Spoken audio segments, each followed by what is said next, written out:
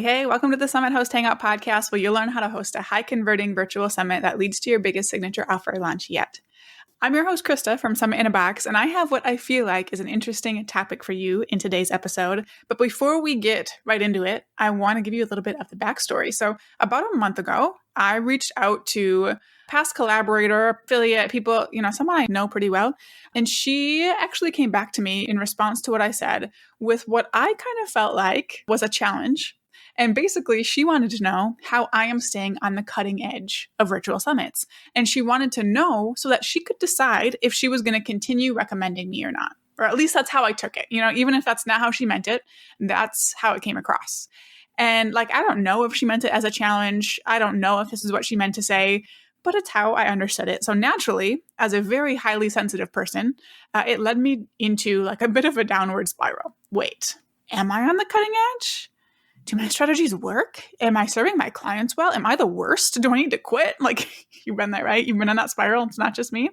So it was, rough for a minute there, but I'm so glad that she unintentionally led me down that spiral because it led me to think through what I'm covering today and share it with you. So in this episode, you're going to hear how I do stay on the cutting edge of virtual summits, but you'll also hear why the cutting edge, in air quotes, with a lot of sass, doesn't make it into our core strategies. Okay.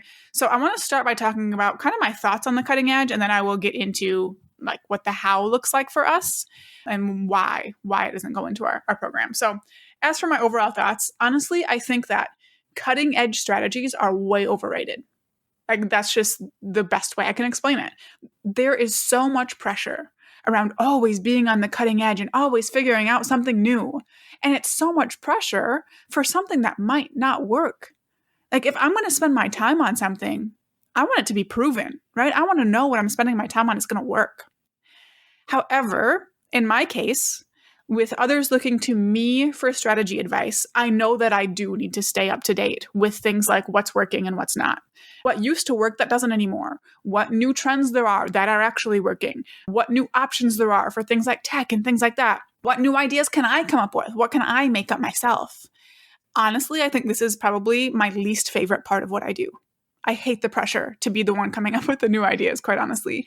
But it's part of my job nonetheless. So just kind of wanted to throw those things out there. I think the cutting edge is very overrated. I think it adds way too much pressure. With that being said, I know that I have some responsibility. So with that, how do I do it? How do I stay on the cutting edge of virtual summits? The first thing, and I think I have a kind of a two-part answer here. The first thing is that it's built into what I do every single day. So every business day of the entire year, I've got my hands on our client summits. And as of recording this today, I have 50 clients I'm supporting in our Launch with a Summit Accelerator program in every niche you can imagine. All kinds of B2B, all kinds of B2C niches, from education to different kinds of dancing to running different kinds of businesses, things related to kids and jobs and all kinds of stuff. From yoga to being a stepmom to being a preschool teacher for autistic kids to, like I said, business strategies and more. And that leads to a ton of learning, analyzing, and experimenting for me every single day. And our accelerator program was actually built in a way that lets my team and I both help our clients and learn from these events. We have learned way more than I ever expected we would. And as a way, to give you an example of this, as a way to support our clients best, we have some one-on-one calls in the program. And one of those happens right when registration opens. And that means we get to get in with this client a day or two after the registration opens and look at their numbers, their conversion rates, information on how people are actually using their website, and decide which changes to make and coach them through that. And then we get to see what those changes actually do. And then another one of those calls happens after the event. So we can review numbers, decide what to change or keep the same for next time, see what works, what didn't. And a lot of the times we can actually see tweaks we need to make to our own strategy for different industries, which is really handy. But also sometimes as we were planning a summit with a client or supporting them in planning their own summit, we came up with a unique idea for them that we get to put into practice or support them in putting into practice and see how it worked. Or they came up with a unique idea and asked us about it. And we were able to see, all right, let's see if this works or not. We are constantly getting, that data that helps us learn and, stay on the cutting edge. So those calls were designed to support our clients, but they've had the awesome side effect of letting us learn from those events. And in analyzing the website data, we've made significant changes to our templates and looking at what promo efforts get the best results. We make different recommendations in our programs. In seeing how clients are taking and applying our strategies, we're inspired with new ideas. And I could go on and on. But having our hands on all of these other summits really helps us ensure that what we do is still working.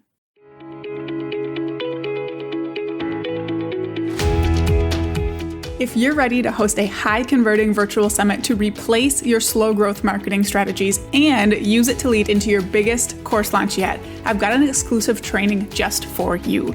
This training is for those who are interested in working with me in our Launch with the Summit Accelerator to host a summit that blows industry standards out of the water, uses feel-good engagement-based strategies to create an amazing experience for everyone involved, seamlessly leads into your biggest course launch yet, and sets you up for additional post-summit profits on the back end.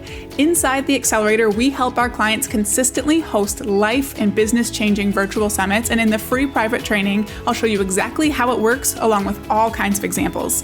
So apply for an invite to the Launch with the Summit Accelerator and the training at summithosthangout.com/apply.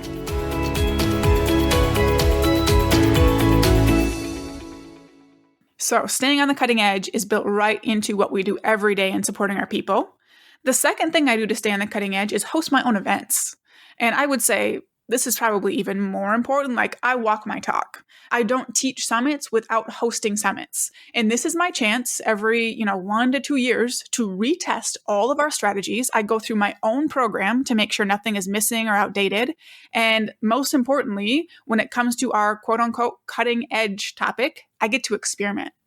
And let me tell you, there is a lot of pressure on me when I'm hosting summits, and I feel it. As the summit person, or everyone calls me the summit queen, I feel like what I do is analyzed under a microscope. And there is so much pressure for me to get these incredible results. And I actually recorded an episode a while back, it's probably at least a year ago, about why I'm not sharing numbers anymore.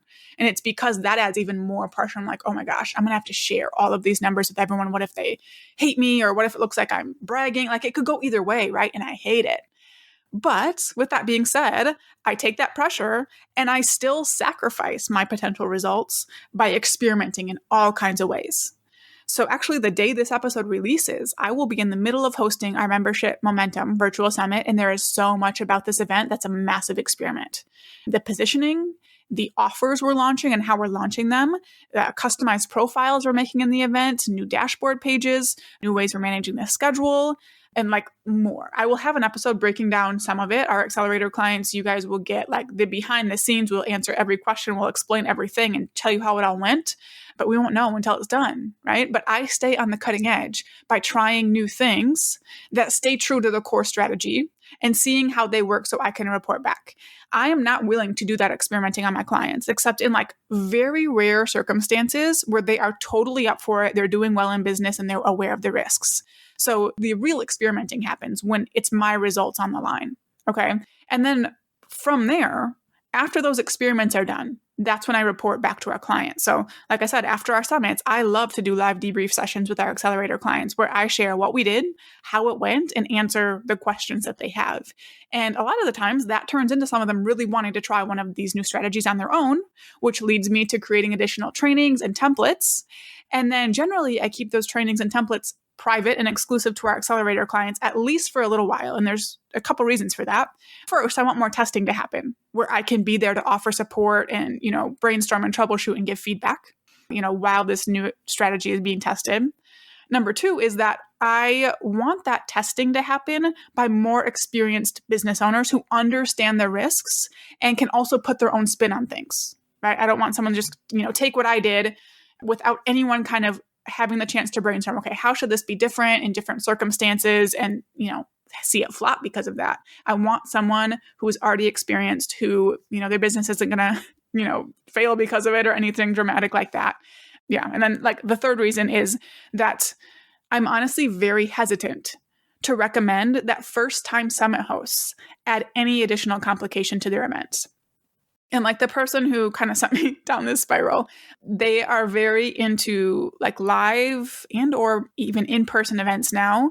And the tech platforms that I recommended are much more expensive and complicated. And I don't recommend any of those things for first-time summit hosts. So I'm hesitant to add things like that for my people because I don't want a summit to be any harder to host than it has to be. A summit's not an easy thing to do, and I don't want to just keep piling on these optional cutting edge strategies for the sake of saying that, our events are the freshest around or anything like that. So you typically won't see the cutting edge, again in air quotes, in our programs because sharing unproven cutting edge strategies that are going to just add more to your plate and take even more of your time is not going to serve you well. I can serve you best by providing proven step-by-step strategies that you can feel confident in.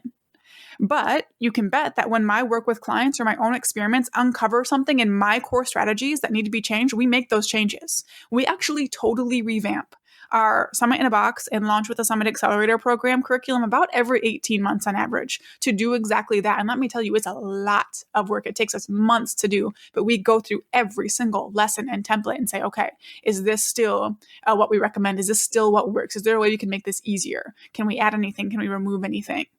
So we do the work to stay on the cutting edge, even though you don't see all of this fancy experimenting inside the program. So I hope this episode puts your mind at ease, knowing that you are learning from someone who cares and walks her talk, but also isn't going to sacrifice your results for the sake of, looking like I'm doing the most, right? So if you're interested in joining our accelerator program to get my eyes and feedback on your event and have access to our summit breakthroughs as we have them, you can learn more and apply at summitinabox.co/apply. You can also reach out on Instagram at summitinabox, and I would love to chat about your business and if this program could be a good fit for you. But thank you so much for tuning in. For show notes and resources mentioned, head to the link in the episode description wherever you're listening. In the next episode, we'll be chatting about my favorite time-saving summit strategies, so be sure to stay tuned for that. Now go out and take action to plan, strategize, and launch your high-converting virtual summit.